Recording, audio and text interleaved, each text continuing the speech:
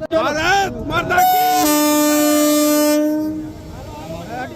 11 મે 2026 ઓખા તિરુપતિની સાપ્તાહિક એક્સપ્રેસ ટ્રેનની શુભ શરૂઆત કરવામાં આવે છે, શુભારંભ કરવામાં આવે છે।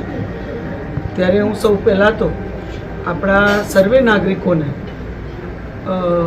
હૃદયપૂર્વકના ખૂબ ખૂબ અભિનંદન પાઠવું છું અને માનનીય પ્રધાનમંત્રી શ્રી અને રેલ મંત્રી શ્રી અશ્વિની વૈષ્ણવજીનો આ એક ખૂબ મહત્ત્વના બે તીર્થસ્થાનોને જોડવા માટે પણ હૃદયપૂર્વક ખૂબ ખૂબ આભાર માનું છું।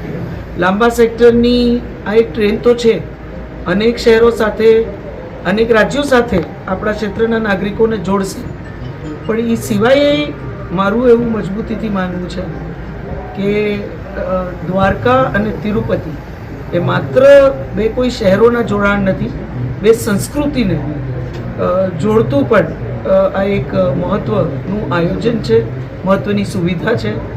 ત્યારે નાગરિકો આપણા 4 ધામ પૈકી આપણું યાત્રાધામ એટલે અહીં દ્વારકાથી તિરુપતિ બાલાજી વેંકટેશ્વર બાલાજીના દર્શન કરવા માટે અહીંથી સીધા જઈ શકશે।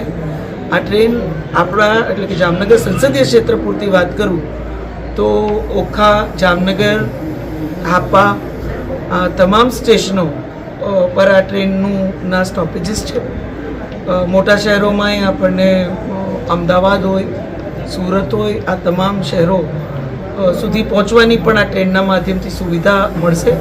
મેં કીધું એમ અનેક મોટા શહેરો અને રાજ્યો થી આ ટ્રેન જશે અને આ ટ્રેનની સુવિધા આવતા દિવસોમાં માત્ર બે શહેરોને જોડતી નહીં પણ આપણી સંસ્કૃતિને જોડતી અને અનેક ક્ષેત્રમાં આપણે વિકાસ અને પ્રગતિ કરી શકીએ એ પ્રકારનો અવસર પણ આપણે સૌને આ સુવિધાના માધ્યમથી પ્રાપ્ત થશે।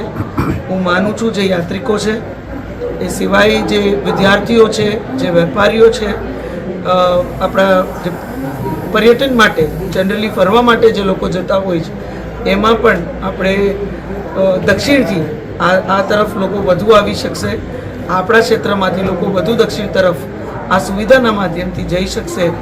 ત્યારે છેવાડાના આપણા વિસ્તારને સતત રેલવેઝ એટલે કે યાતાયાતના બહુ મહત્ત્વના માધ્યમથી જોડવાના જે નિષ્ઠાપૂર્વકના પ્રયત્ન આપણા માનનીય પ્રધાનમંત્રીશ્રીના છે, આપણા યાત્રાધામોને મજબૂતીથી જોડવાના પણ જે પ્રયત્ન છે એ પૈકીનું હું માનું છું કે આ ખૂબ મજબૂત અને મોટું પગલું છે। ત્યારે જે આપણી આખી સંસ્કૃતિ છે અને દક્ષિણની આખી જે સંસ્કૃતિ છે એનો પણ એક આવતા દિવસોમાં આ કનેક્ટિવિટીના માધ્યમથી એક સુંદર સમન્વય બનતો રહેશે અને એ સમન્વય દિવસે દિવસે વધતો રહેશે એવું મારું સ્પષ્ટ માનવું છે।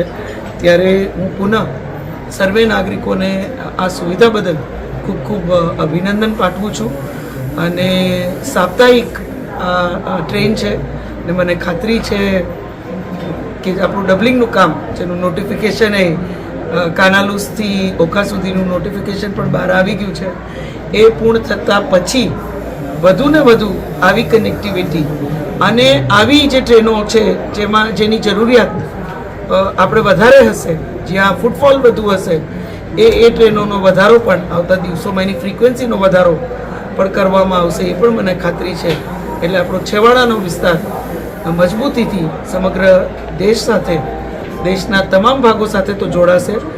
ત્યારે આપણે આ બાજુ ઓખા સુધી વંદે ભારતની સુવિધા હોય કે અન્ય અનેક સુવિધાઓ, અમૃત સ્ટેશનો, આ બધી જ રેલવે વિભાગ દ્વારા સુવિધાઓ પ્રાપ્ત થઈ છે।